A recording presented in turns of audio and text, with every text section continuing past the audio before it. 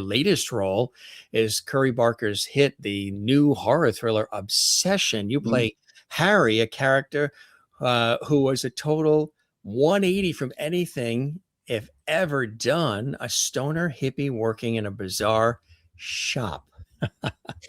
Tell us about, and we'll go back in time. We'll talk about, for all the fans that want to know about General Hospital and all the rest of the, Paradise and everything.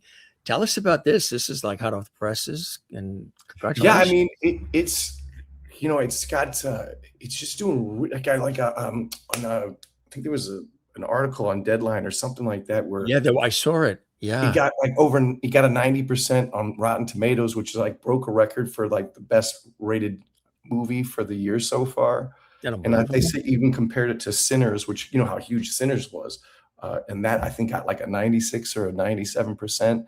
And I finally went and saw it on Monday, and it was fantastic. It was fantastic. And as far as the role of Harry, it was it was interesting when I got that audition, and it said kind of the breakdown was similar to that. Who this guy works in a bizarre shop with crystals and incense and kind of woo-woo stuff.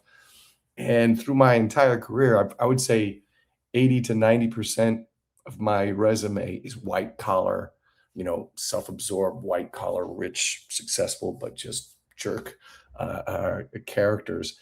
And I've never played anything like this.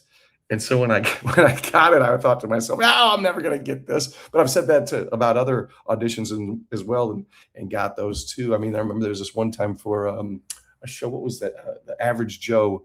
I was auditioning for the role was like for a plumber in his 60s. And at the time I was in my late 40s. And there you go. Wow, Jim, you are good. We are professionals. You are fantastic. Look at you, have that at the ready. And I booked that. I couldn't, it's so funny when I got on set is the woman who played my wife. She was in her mid 50s, I think.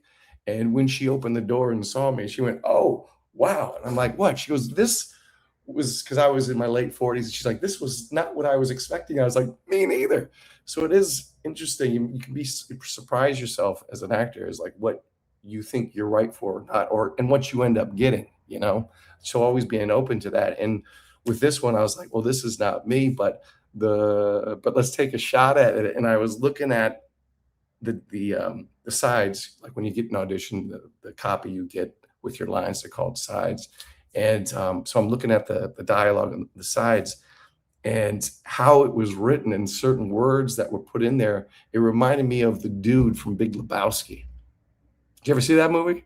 Oh, yeah, sure. Oh, yeah. And so I went, screw it. I'm going to make a choice. I'm going to swing for the fences. I'm just going to do my take on the dude. And my friend and I banged that out on a self-tape. And we watched it back, and we're just howling because it was just ridiculously funny. And I was like, there's no way. There's no way. But it's a choice, man. It's a choice. It's a choice. Send it in. Send it in. And when I got a call back, I was blown away that I got a call back for that. Wow. Blown away. And so when I got the the call back, and it was with Curry and the lead, and I read with them, and I was just like, well, I'm just going to do the dude again. And I did that again, and he was like, that was great. And then when I booked it, I was still like, I booked that thing. See, that's what's great about it. I went into ADR. That's when if people don't know what ADR is, that's when you go. Sometimes they got to get a line or add a line or something like that, and you got to go into a studio and record the line, and you see yourself up on screen as you're there in front of a microphone, kind of putting a line or adding a line or whatever, or maybe saying a line that people didn't understand or they couldn't understand. And even as I'm watching it on screen, I'm still going, I can't believe I got this role.